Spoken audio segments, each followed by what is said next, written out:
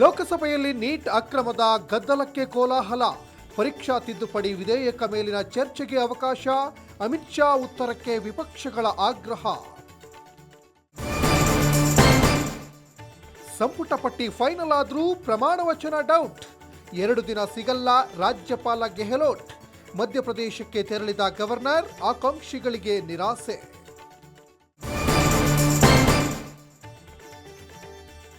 KPSC ನೇಮಕಾತಿಯಲ್ಲಿ ಅಕ್ರಮ, CBI ತನಿಖೆಗೆ ಕೇಸರಿ ಪಡೆ ಆಗ್ರಹ. ಆರ್ ಅಶೋಕ್ ನೇತೃತ್ವದಲ್ಲಿ ದೂರು.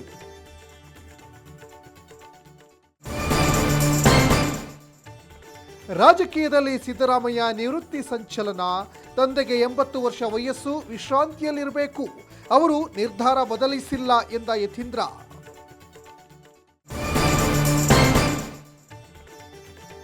ಭಾರತೀಯ ರಿಸರ್ವ್ ಬ್ಯಾಂಕ್ ಮತ್ತೊಂದು ಹೆಜ್ಜೆ. ಪ್ಲಾಸ್ಟಿಕ್ ನೋಟ್ ಪ್ರಿಂಟ್ ಮಾಡಲು ನಿರ್ಧಾರ.